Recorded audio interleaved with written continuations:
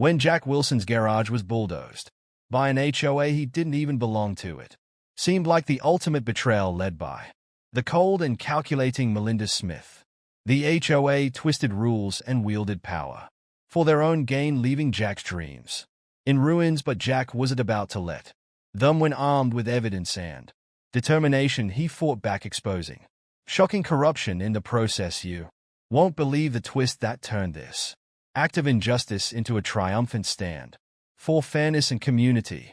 Jack Wilson had always been a man of principle. After serving in the Army for over a decade, he dreamed of a quiet life where he could provide for his family while staying close to home. When he found a small plot of land on the outskirts of a serene suburban neighborhood, it felt like a dream come true. The area was peaceful, the neighbors seemed friendly, and the location was perfect for the garage he planned to build for his car repair business. Jack poured everything into this venture, his savings, his time, and all the skills he'd honed over the years. For the first few weeks, the work was tough but fulfilling. Each nail he hammered and every beam he secured brought him closer to his goal. He imagined the day his garage would open its doors, a business that would not only sustain his family but also teach his kids the value of hard work. But his optimism was short-lived. Trouble came knocking in the form of Mr. Howland, one of the more senior residents and a member of the local homeowners association, HOA. One day, as Jack looked loaded materials from his truck, Mr. Howland stopped on the sidewalk, his expression Suru, making a mess of the neighborhood.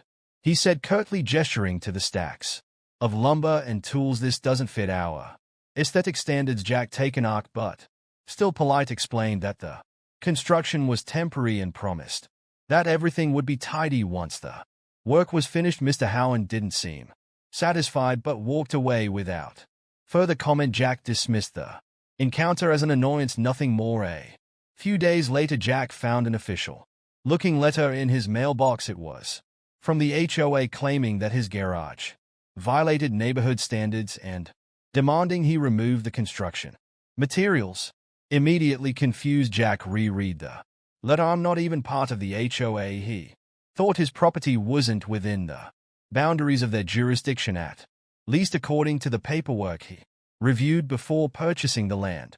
Wanting to avoid unnecessary conflict, he spent extra money to neatly stack and cover the materials, ensuring the site looked as presentable as possible. But the letters didn't stop. Week after week, the HOA sent more warnings, each more aggressive than the last. They accused him of disrupting the community's harmony and claimed his garage was an eyesore. Jack began to feel the weight of their persistent harassment. The situation escalated when the chairwoman of the HOA, Melinda Smith, showed up on his property unannounced. She was an immaculately dressed woman with a sharp demeanor and an air of authority that she wielded like a weapon. "Mr. Wilson," she began, her voice cold and clipped, "your garage is in clear violation of our HOA regulations. We demand that you cease construction immediately and remove all structures already built." Jack straightened, his patience thinning. Smith, with all due respect, my property isn't part of your HOA. I've checked the boundaries and I have all the necessary permits. This construction is perfectly legal. Melinda's eyes narrowed, her expression unreadable. "You're mistaken," she said flatly. "Your land falls under our jurisdiction and as such you're required to comply with our rules." Jack held his ground, his tone firm but calm. "This is private property and I won't let anyone dictate what I can or can't do on it. I'm not violating any laws." Melinda's lips curled into a faint, almost condescending smile. "We have other ways to handle these situations," she said ominously before turning on her heel and walking away. Jack watched her leave, unsure of what she meant at the time. He thought it was just another empty threat, a power play by someone unaccustomed to hearing the word no. Little did he know her methods would soon wreak havoc on everything he'd worked so hard to build. Jack woke up to a loud rumbling noise outside. Confused and alarmed, he ran to the window, his stomach dropped. A bulldozer was sitting on his property, its engine roaring. Behind it stood Melinda Smith and several HOA members, their faces filled with smug satisfaction. He threw on a jacket and rushed out. "What are you doing? You can't Be here the bulldozer moved forward. Jack's nearly finished garage's months of hard work was its target. Melinda stepped forward, her arms crossed. We've given you ample warnings, Mr. Wilson. You chose to ignore them. Now we're resolving the matter. Jack's voice trembled with anger. This is my land. I'm not part of your HOA, and you have no right to do this. Melinda's expression didn't change. Your land is within our jurisdiction, and you're in violation of community standards. This is the consequence. Jack turned to the bulldozer operator. Stop. You're destroying private property. The operator hesitated, looking to Melinda. She gave a curt nod, and with a deafening roar, the bulldozer slammed into the garage walls. Call the police, Jack shouted to his wife, who stood at the door with their children, her face pale. The police arrived quickly, but their presence only deepened Jack's frustration. An officer approached him, looking apologetic. There seems to be a legal gray area here. You'll need to settle this in court. This isn't a gray area, Jack yelled. They're trespassing and destroying my property. The officer shook his head. I'm sorry, but we can't intervene right now. Jack watched helplessly as the bulldozer reduced his garage to rubble. When it was over, Melinda looked at him with a faint smile. This could have been avoided, Mr. Wilson. By the time they left, Jack's dream lay in ruins. His children clung to their mother, tears streaming down their faces. Neighbors stood at a distance watching, silently, some whispering, but none stepping forward. Jack knelt by the pile of debris, his hands trembling as he sifted through the wreckage. The injustice was crushing, but beneath the despair, a flicker of determination began to grow. This wasn't over. Jack's despair didn't last long. He wasn't the type to accept injustice without a fight.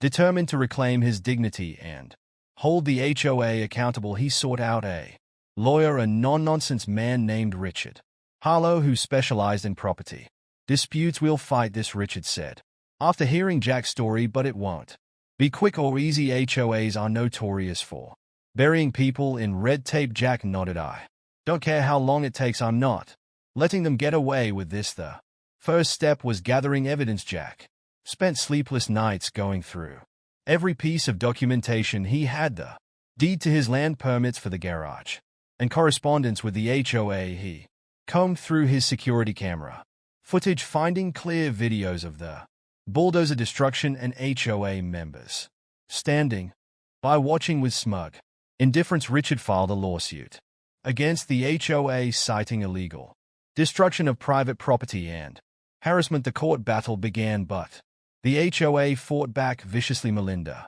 and her team claimed Jack's garage violated zoning regulations and argued that he had ignored multiple warnings. They painted him as an unruly homeowner who refused to cooperate with their reasonable requests despite their efforts. Jack stood firm. They're lying, he told Richard, and I'm going to prove it. The process was grueling. The HOA used every tactic to stall the case, filing motions requesting delays and drowning Jack in paperwork. Each new obstacle tested his resolve, but he refused to back down. He attended every hearing, presented every document, and answered every question with unwavering determination. The turning point came during one of the court sessions. Jack's lawyer presented financial records obtained through discovery that revealed something shocking. HOA funds were being misused. Melinda and her close circle had been funneling money into personal accounts and using HOA resources for private projects. Richard leaned into the moment, his voice rising with indignation. And here we see the real motive behind their action. They didn't just want Mr. Wilson's garage gone. They wanted his land. They planned to sell it at a profit using their fabricated authority to line their own pockets. The courtroom erupted into whispers. Even the judge looked taken aback. Melinda's composure faltered for the first time, her face pale and her confident demeanor replaced by visible unease. Jack's neighbors, many of whom had attended the hearing, began to realize the extent of the HOA's corruption. Some had been fined for minor infractions or forced into costly repairs on their homes, all under the guise of community standards. Now they understood it was part of a larger scheme. By the end of the day, the tide had turned. The evidence was undeniable, and public opinion shifted firmly against the HOA. Jack's fight was no longer just his own. It became a rallying cry for others who had suffered under Melinda's rule. As Jack walked out of the courthouse that evening, neighbors who had once watched inside ants approached him. "Wherewith you now?" one of them said, shaking Jack's hand for the first time in weeks. Jack felt a flicker of hope. The battle wasn't over, but the truth was out and justice was finally within reach. Months of relentless legal battles finally culminated in a day Jack would never forget. The courtroom was packed with neighbors, reporters, and curious onlookers eager to hear the verdict. Jack sat quietly beside his lawyer, his heart pounding as the judge reviewed the case's closing arguments. When the ruling came, it was decisive. The court found in Jack's favor. The HOA was ordered to pay full restitution for the destruction of his garage, along with additional compensation for emotional distress and legal fees. The total amount was staggering enough to send shock waves through the community, but the consequences for Melinda Smith and her allies didn't stop there. As part of the court's findings, evidence of the HOA's financial misconduct was forwarded to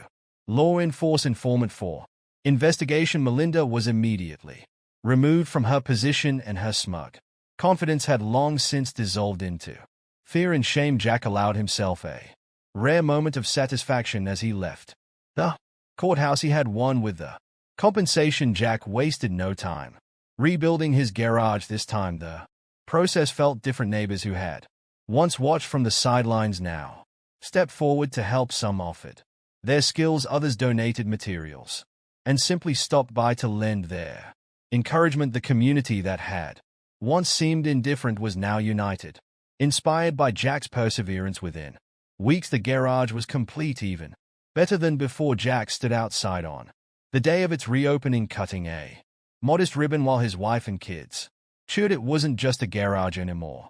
It was a symbol of resilience and justice. But Jack's fight had sparked something greater than just his personal victory. His story began to circulate beyond the neighborhood, shared through local news and social media. People from nearby towns and even other states reached out with their own tales of HOA overreach and abuse. "Your story gave us the courage to fight back," one email read.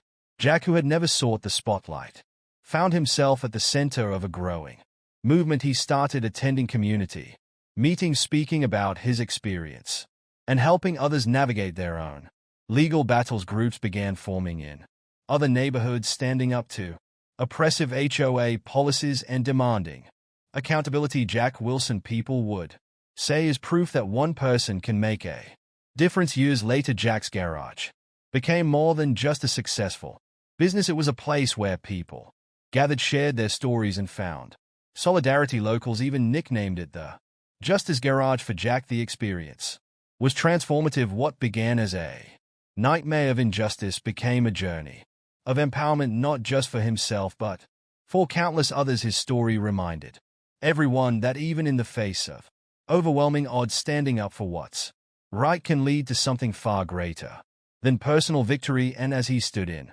his garage, surrounded by his family and the community he helped inspire, Jack felt something he hadn't in a long time.